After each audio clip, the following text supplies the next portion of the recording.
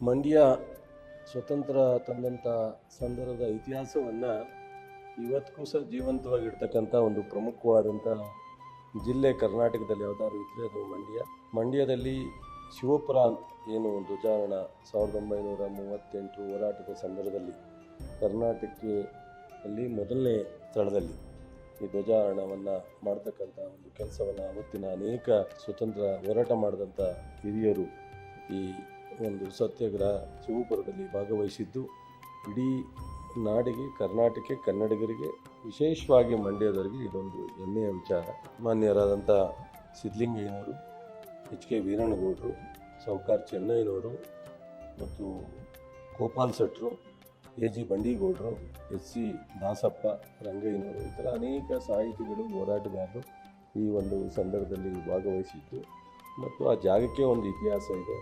ಮತ್ತು ಇವತ್ತಿಗೂ ಸಹ ಸ್ವಾತಂತ್ರ್ಯ ದಿನಾಚರಣೆ, ಸ್ವಾತಂತ್ರ್ಯದ ವಿಚಾರವನ್ನು ನವ ಪೀಳಿಗೆಗೆ, ಹೊಸ ಯುವಕರಿಗೆ ತಿಳಿಸ್ತಕ್ಕಂಥ ಒಂದು ಕೇಂದ್ರವಾಗಿದೆ. ಆ ಒಂದು ಕೇಂದ್ರವನ್ನು ಸಹ ನಾವು ಅಭಿವೃದ್ಧಿಪಡಿಸಬೇಕು, ಹೆಚ್ಚು ಮಾಹಿತಿ ಕೇಂದ್ರವಾಗಿ ಅದನ್ನು ಪರಿವರ್ತನೆ ಮಾಡಬೇಕು ಅನ್ನೋದು ಇವತ್ತಿನ ನಮ್ಮ ಸರ್ಕಾರ, ನಾವು ನಮ್ಮೆಲ್ಲ ಶಾಸಕರು ಪ್ರಯತ್ನದಲ್ಲಿದ್ದೀವಿ.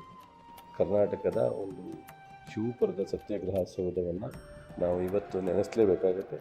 ಈ ಸಂದರ್ಭದಲ್ಲಿ ನಾನು ಮತ್ತೊಮ್ಮೆ ನಮ್ಮ ಭಾರತದ ಎಲ್ಲ ನಾಡಿನ ಜನತೆಗೆ 78ನೇ ಸ್ವತಂತ್ರ ದಿನಾಚರಣೆಯ ಆರ್ಥಿಕ ಶುಭಾಶಯಗಳನ್ನು ಕೋರ್ತೀನಿ. ನಮಸ್ಕಾರ.